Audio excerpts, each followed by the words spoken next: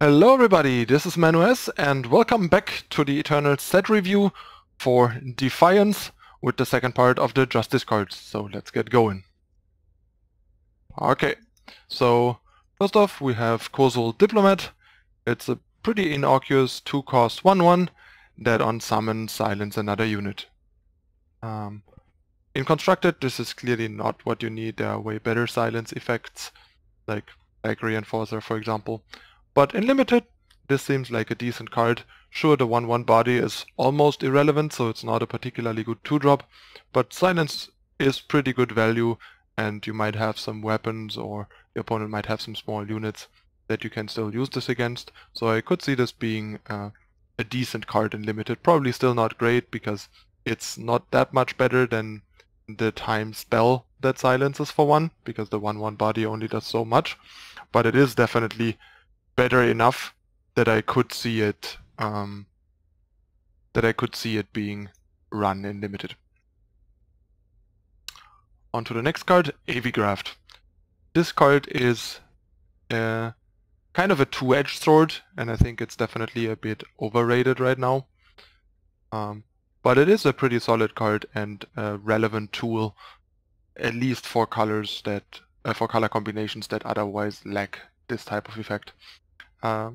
Cost double justice, so you want to be heavy enough justice. On summon you kill an enemy unit without flying, and the cursed player can't play units with that name. And on entomb, the enemy player gets a 3/3 Valkyrie with flying.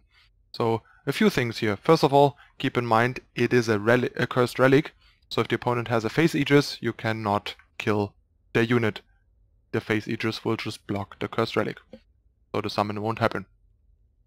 Second of all, the fact that they can't play units with that same name is kind of a free bonus. It's not, it should not be overrated. It's fine and it can come up positively, but it's not a reason to play this card over, say, Vanquish. It's just kind of a free bonus that sometimes gives you a nice high roll and gives you extra value. The fact that it cannot kill flyers is kind of a big deal. There are some very powerful flyers like Rizan and Xo, to name two of the most prominent ones, and that's not where it ends really. Those are just the most prominent ones. So this is also not as capable of killing everything you need to kill as, say, Vanquish. Also, the fact that Vanquish costs 2 and not 3 is also pretty big. This is also worse than Slay. So if you are in Argent Pot color combinations, just play Slay over this. Slay is still much better. 3-cost removal is not that great, especially if it is limited, but in a color combination that otherwise maybe only has Vanquish and lacks more tools, especially more offensive tools, where like something like Island's Choice and stuff wouldn't work as well. Graft is a very welcome addition, and also be aware that the entomb has a lot of potential for blowback, especially since a lot of decks have red markets with board to just kind of kill this for free in the process of killing other things. In limited, obviously removal is good, so is this. Next we have Furhead. It's another weapon, 3-cost +1/+1, and on summon you draw a Justice Sigil from your deck. So it's kind of like the weapon version of Amber Acolyte, which arguably is worse because, yeah, Amber Acolyte is a 2/1 and it is a full unit. This is +1/+1 and it's a weapon that requires a unit, so it's not the same kind of card advantage. But this is mainly meant as a free renown enabler in limited, and at that it is pretty amazing, since kind of triggering renown for free in terms of card economy is pretty good. So seems like a very solid limited card, but not something you want in constructed, I think. Then we have Kemmal, Agent's Apprentice. Basically what's its name? The Rakano 3/3 with Warcry for 3. Except this is a legendary, and that's why we also on summon get to put 4 +7/+7 Blade Breakers with Warcry into our deck. It's a 3-cost weapon to put on units. This seems particularly interesting with something like Tavrod, where you can just increase the density of your Tavrod hits in the deck massively, And yeah, this might make this card kind of interesting in a Rakano midrange, in an Argenport midrange deck, but I'm not sure. The card definitely is kind of interesting. The stats are decent. The ability with 4 of these things makes it reasonably likely to affect the game here and there, but it might just be a little bit too underpowered compared to the other like quality 3-drop things in Constructed. In Limited, of course, this is amazing. Putting the 4 weapons into a 45 card deck instead of a 75 card deck is so much better, and a 3/3 with Warcry for 3 in a single faction is also much better. But I mean, it's a legendary, so you won't see it often in Limited. Then we have Causal Elite. The card is kinda cool, like its effect is pretty amazing. Your weapons that can be played on units are fast, so turns them into combat tricks that leave behind value, which is super powerful. But the problem is, for that to happen, you have to put a 3/2 for 3 in your deck, which is not even good stats in Limited. It costs double justice, so you also have to be heavy in justice, and then the thing needs to live, which is also not that easy and that likely, and also not get silenced, of course. So there are a lot of ifs, and in a lot of these cases where some of these ifs don't apply, you're getting a pretty bad deal on your card and power economy, which is the problem here. So in the end, as cool and unique as this effect is, it's unlikely gonna see play in Constructed after all, I think. In Limited, however, this seems much more powerful. The downsides are much lower, and the upsides of having your random weapons be fast is pretty obnoxious in Limited, I imagine. Then we have Causal Recruit, basically just a 3-cost 3/3, but with Pledge. So in Limited, this can help you fix your colors and your power, making this probably a decent filler at least, or even a solid card to round out your deck past filler purposes. Then we have Roto Smith, a 3-cost 2/2, and on Empower you gain 1 armor. So this is arguably worse than the 3-cost 2/1 that gives you 3 armor when you play it, the Emerald Acolyte. So yeah, very bad card even in Limited, I think. Then we have Seraph's Beacon. This is kind of a cool and interesting sort of build-around card. It's clearly aimed at the new Empower cards and a potential Empower Combre deck, because most of the good Empower cards are in Combre. And then yeah, this gives you another District Infantry on summon, and then when you attack with 3 or more units, you play a Justice Sigil from your deck depleted. So some people have been, including myself, have been messing around with this or considering it in Combre Empower decks. Kamado, for example, built like a really low to the ground version that he messed around with in the beginning. And yeah, this can give you some really powerful and explosive draws and lets you beat a lot of board states on your opponent's side.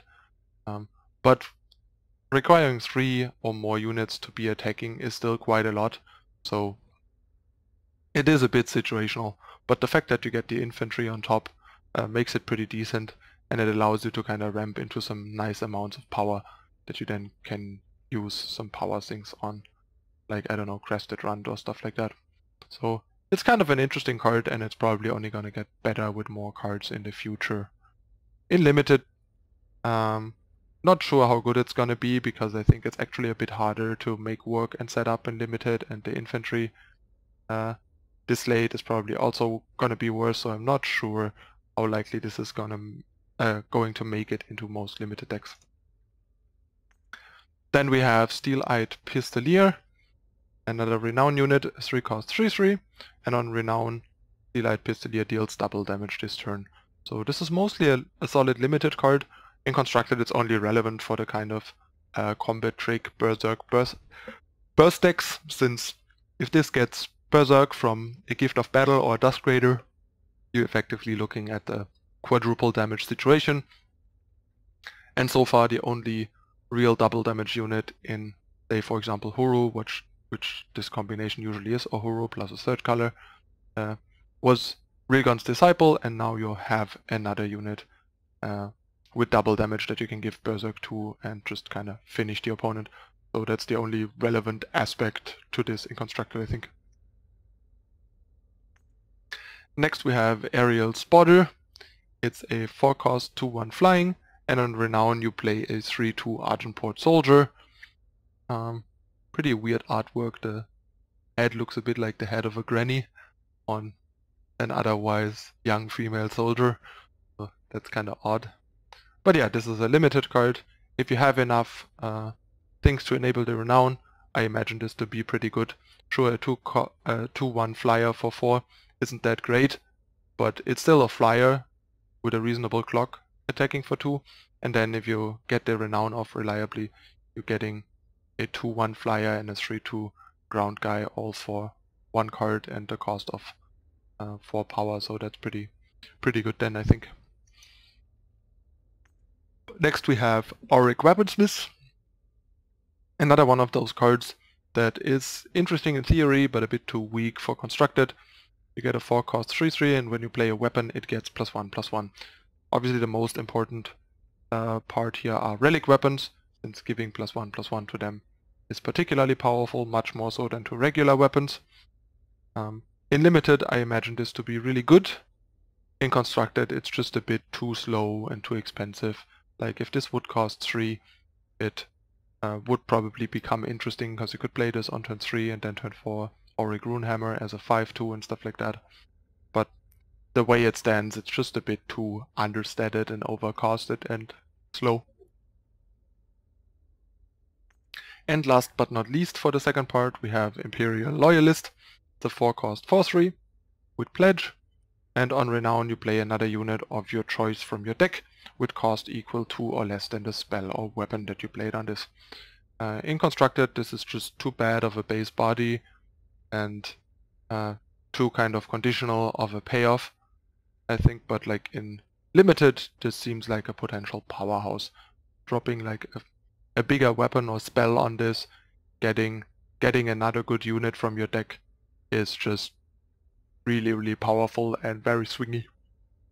And Pledge is just like there for good measure to make it even more well-rounded, basically. Okay, this concludes the second part of the Justice cards. I'll try and wrap Justice before I have to leave in a couple of hours. I'll see if I can manage that and give you the full Justice review before I leave over the holidays, and then try to pick things back up with Primo when I'm back. Okay, as usual, make sure to hit the like button, hit the channel logo to subscribe to the channel, and turn on the notification icon to not miss out on future content. You can find all kinds of information in the description of the videos as usual, including link to the playlist and so on. I started recently adding playlist links in the description because one of my viewers suggested it and it was a good idea. Make it easier for people to find the playlist immediately that want to watch the stuff as sort of one video in like one go, rather than having to search for the next video every time.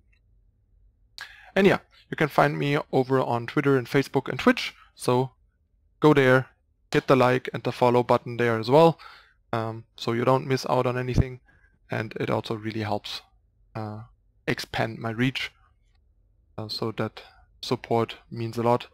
And yeah, if you want to further support the channel, please consider whitelisting eternaltitan.com and YouTube on your adblock to support the free content with ads. That also really helps. Okay, that's it again for this time. Thanks for watching, everyone. This was Justice Part 2 for Defiance. I'm your host, Manu S, and I'll see you next time. Bye.